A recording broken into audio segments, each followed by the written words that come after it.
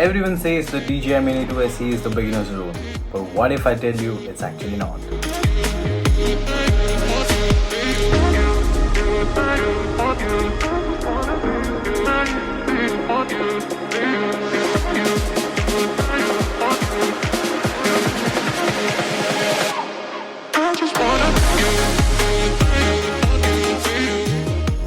So are you considering to buy the DJI Mini 2 SE? You are here at the right place. I've been using the drone for a while now, and with my experience you will be able to answer all your questions by the end of this video, so keep watching. So first things first, if you're looking for a drone for your professional use, let me tell you guys, this is not the drone for you, because the maximum video output of this drone is 2.7K at 30 fps. That too, it needs good lighting, and by good lighting I mean the sunlight has to be balanced.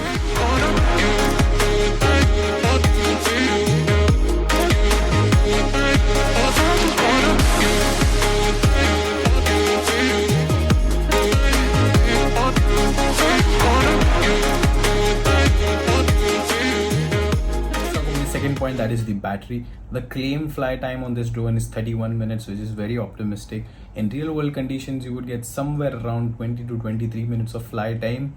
That too, there are various factors like how's the weather outside. If it's too hot, then the battery is going to deplete faster. Same goes for the winds as well. So yeah, there are a lot of factors which affect the battery life, but I would say for the size and the price, the battery life is pretty decent.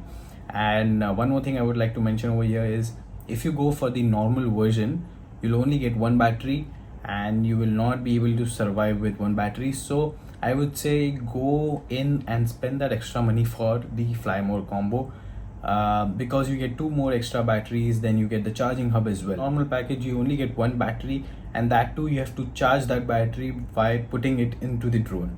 So when you're charging, you can't fly the drone. Whereas if you go for the Fly More combo, you get two extra batteries and a charging hub.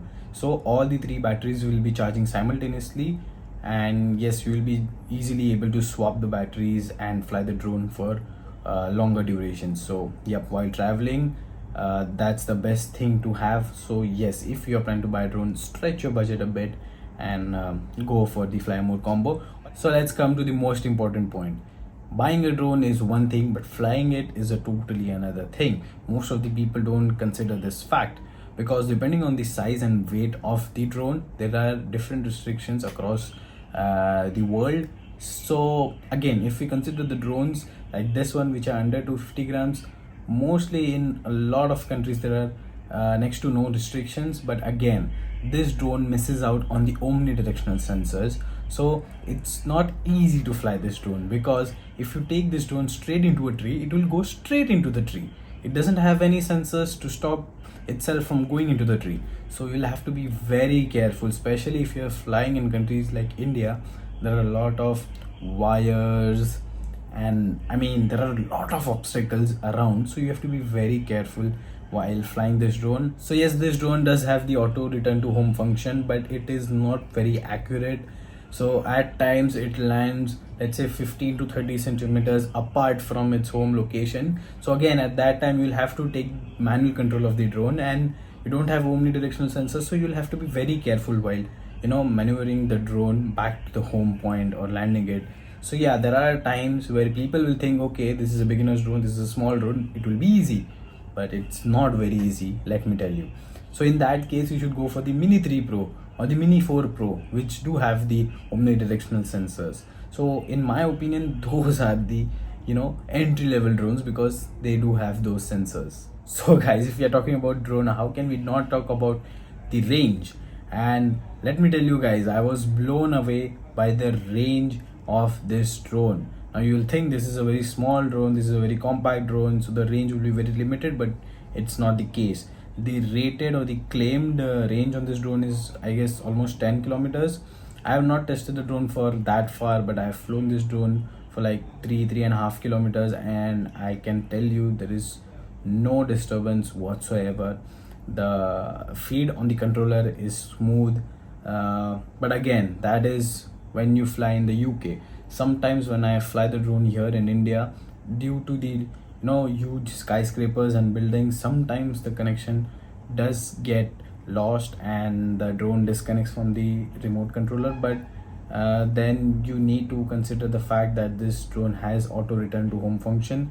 So even if the drone gets disconnected to the remote, it will automatically come back to its home point. So yeah, you don't need to worry about that thing. But yes, let me tell you, you'll not have any range anxiety on this drone. So again, it depends. Even in the city, if you're flying a drone from the terrace, I don't think so you'll have any problem. But if you're flying a drone in the city from the ground level, then you might have some disturbance. So if we are talking about the range, we need to talk about the mobility of the drone as well. Now this drone can go up to the speeds of 40 to 45 kmph. Anything above that is out of the league for this drone.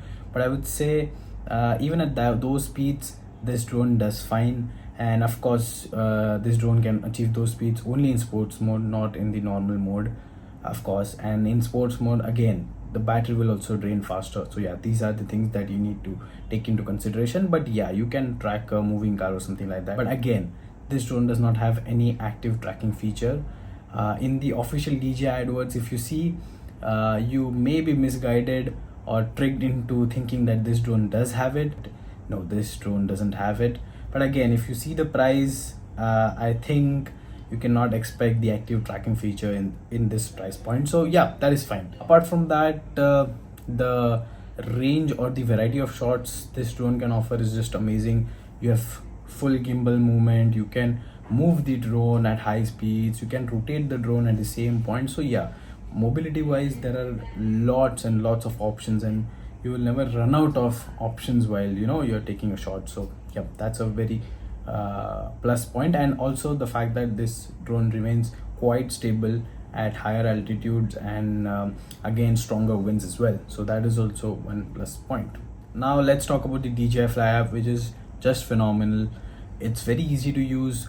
The UI is really user friendly and all the necessary options are within your reach. And the best part about the app is the app itself will tell you where and where you cannot fly the drone. So that is the best part. So even if you're planning to travel somewhere, you can open the map in the DJI Attitude Fly app mode. and check whether Fly with the caution. place where you're going is in a fly zone, or if it's in a no-fly zone, you can plan accordingly. That's what I want to say. But the app is really good. You get all the information, all the camera settings, everything. The preset shots as well are really good. So yeah, and we were talking about preset shots. Now let's talk a bit more detail about those. Now there are like 4 to 5 preset shots available in this drone where you don't have to do anything. The drone will start from your head level, do its thing, and return back to head level. So it's completely pre-programmed, and the shots are really good. Like there are rocket shot, and there is a shot where the drone will circle around you. So yes, those shots are very good, I would say, for pre-programmed shot. But again, I feel those are very beginner level shots. My main concern with those mode is that the fact that they are pre-programmed, you have to look out for the drone safety. So let's say, for example, if you're doing the circle shot where the drone is gonna circle around you, the drone will start at your head level and it will go in the sky and circle around you. It's your responsibility to make sure that the drone is safe. So in the end, let's talk about the price. I got this drone for 220 pounds, which is like a steal deal because I bought this during the Black Friday sale. But usually also this drone goes for around 270 or 280 pounds for the normal version, and the Fly More combo goes for around 400 pounds. So yeah, that is the reason why I got the normal one, because I was getting the Black Friday deal on the normal version and I was getting that drone for 220 pounds, whereas the Fly More combo was still at 400 pounds. So the price gap between them was like double, and it was making no sense for me to spend double for the Fly More combo. From that, if you ask me what should be your first drone, I would say the Mini 3 Pro or the Mini 4 Pro is the best beginner's drone, because it comes under the 250 gram category, so no restrictions whatsoever in most of the countries. It has a better camera and 4K capabilities, and the main thing is it does have the omnidirectional sensors, so you have that peace of mind where you will not crash the drone into something. So yes, you will have that peace of mind. So yeah, that's my verdict on this drone. If you did like this video, do like, share and subscribe. I'll see you guys in the next video very soon. Until then, bye.